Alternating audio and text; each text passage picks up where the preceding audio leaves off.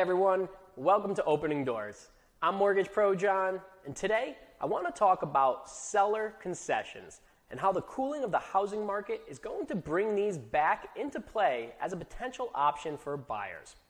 As always, comment below with any questions you may have, like, follow, share, and subscribe. Let's get into it.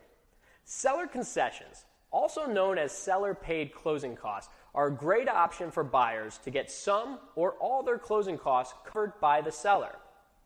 Remember, as we've discussed in previous episodes, that closing costs are in addition to your down payment and usually range on average between 3 to 4% of the purchase price.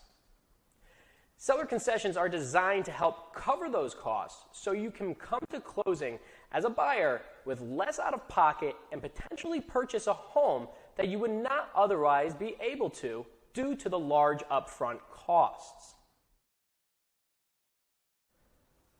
So how do you get seller concessions? You must ask for them when making your offer on the property, and the seller must agree to your terms of your offer.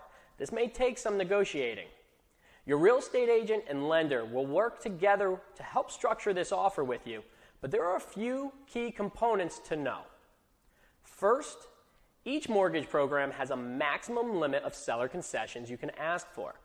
The max limit for FHA is 6% of the purchase price, and the max limit for conventional is 3% of the purchase price. With conventional, you can, however, ask up to 6% when you put down 10% or more. Second, seller concessions cannot roll into your down payment. So if you ask for too much, the difference will go back to the seller at closing. For example, if you ask for $10,000 in seller concessions and your closing costs only come to $8,000, then the difference of that $2,000 will not come off of your down payment and will go back to the seller. Last and most important, seller concessions are deducted from the seller's net profit or bottom line. So if you offer $200,000 with $5,000 in seller concessions, then the seller will essentially net $195,000. If you want your offer to net the seller $200,000, then you must offer $205,000 with $5,000 back. Now you have a better idea of how seller concessions work and how they can help some buyers achieve the dream sooner. Unfortunately, they have been very non-existent over the past 18 months in this aggressive seller's market. In a lot of cases where there have been multiple offers on the same property, for more reasons than one, the offers asking for concessions are the first ones taken off the table. This has left a lot of buyers making a lot of unsuccessful offers. It can become very discouraging for buyers, causing my least favorite new term, buyer's fatigue. Ready for the good news?